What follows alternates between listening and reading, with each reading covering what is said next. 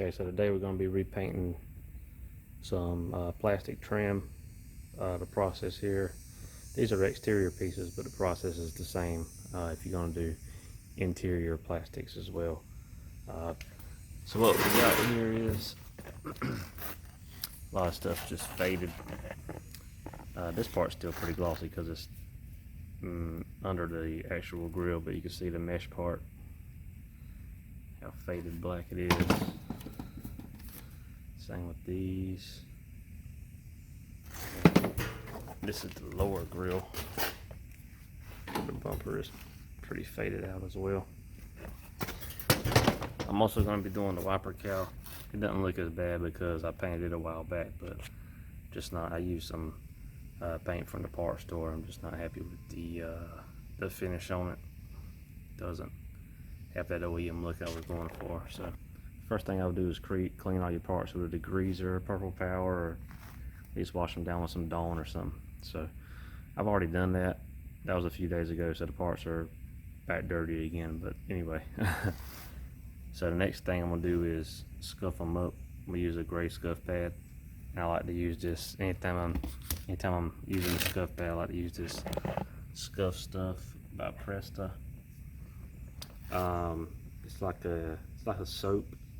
It cleans too, but it's like a lubricant for your scuff pad, so it makes your scuffing a lot more efficient.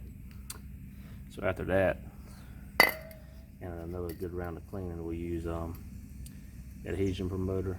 I recommend using adhesion promoter anytime you're spraying plastics because paint does not like to stick to plastic. And after that, we're going to be using the SEM Trim Black.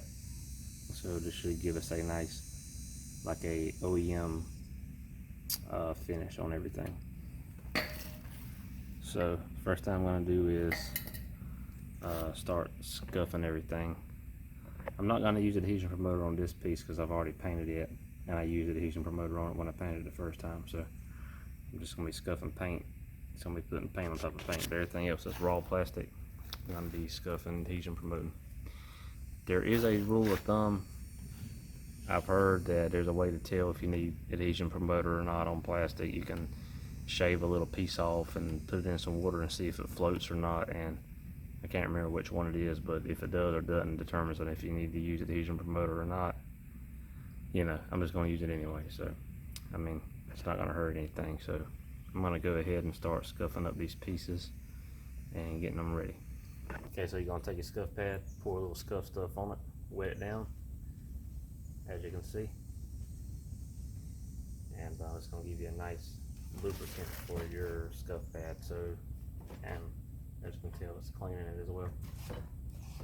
So the purpose of the scuff pad is to rough up the surface so everything's going to stick.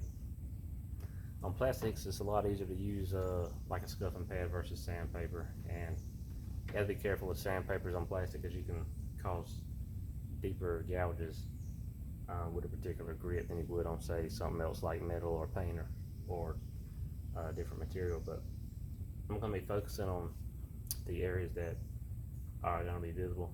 You know, I'm still going to pretty much rough everything up, but like this is going to be under the bumper, this will be under the grill. So just going to rough those up, clean them up a little bit, but I'm really going to be focusing on the areas that are going to be exposed. Obviously, you can't really get inside of all this stuff too good. I'll hit it a little bit, but I'm not too concerned. Just going to do the best I can with it and just try to get everything clean, and then hopefully the adhesion promoter will help with any adhesion issues with areas that you can't, you know, properly scuff. So go ahead and get me going on this here.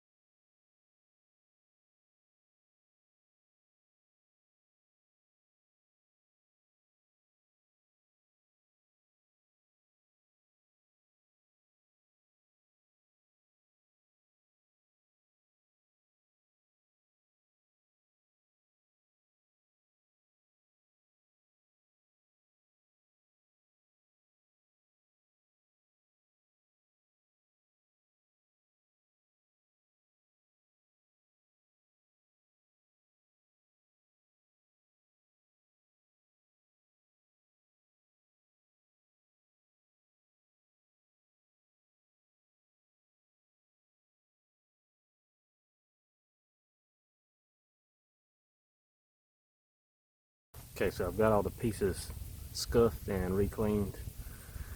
So now what I'm going to do is I'm going to hit the all these raw plastic pieces with some adhesion promoter. This is a Bulldog, but U-Paul has one, SEM. There's a lot of brands out there. You don't have to use this one, but it's just what was local. But usually I just do one coat, let it flash about 10 minutes, then go ahead and start painting. You don't want it to fully dry. You want it to still be somewhat tacky, because it's going to act as kind of a glue for the top coat. So we'll go ahead and spray this stuff. A lot of these places I didn't scuff or clean too good, because like this is going to be on the bottom of the car. This is going to be hidden by the bumper cover, so I really only focused on the visible parts.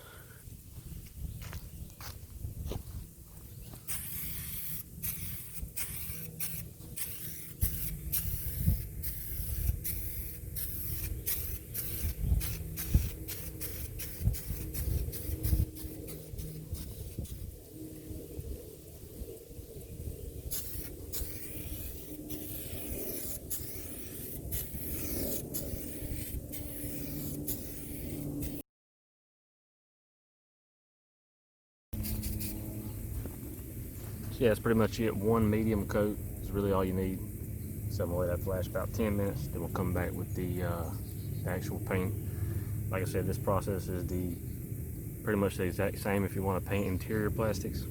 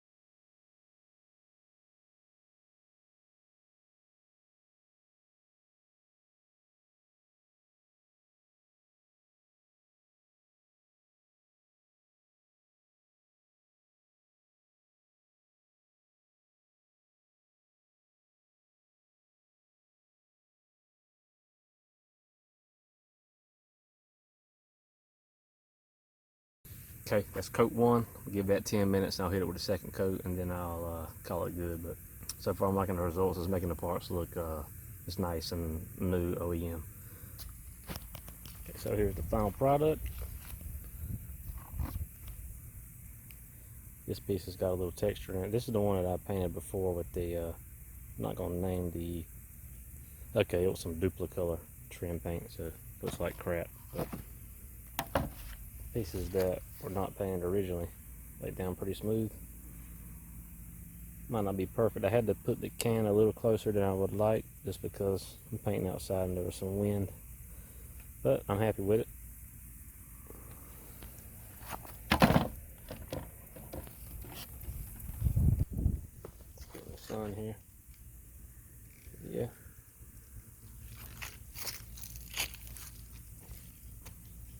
Everything looks nice. Nice and fresh. Not too glossy, not too flat. So it's like you haven't really done anything to it. So that's the look I was going for, just the OEM look. So that's pretty much it. It takes about, I don't know, you might spend about an hour doing it. Between cleaning, scuffing, and putting the product on. I spent scuff pad laying around. That was like $1. Had the scuff stuff laying around. You really don't have to have that. I don't even know how much a bottle of that is. I've had it forever. Spent 15 bucks on the SEM trim paint. The Bulldog I had from the last paint job I done, that was like $37 for a can. I think you can get some U-Paul or some SEM for probably about half of that, so you don't have to go with the Bulldog, but that's all they had at the time, so I had to get it. But so I'd say, really for 40-50 bucks you can do this and make all your trim look nice again. After painting all these pieces, I've still got probably half a can of trim paint left, so I can do a lot more parts if I need to. But yep, that's pretty much it. That's the process. You'll see it on the car once I'm cutting and buffing the car right now. Then we'll get everything assembled and you'll be able to see the whole product. So, alright, hopefully this helps you out, and stay tuned for more videos.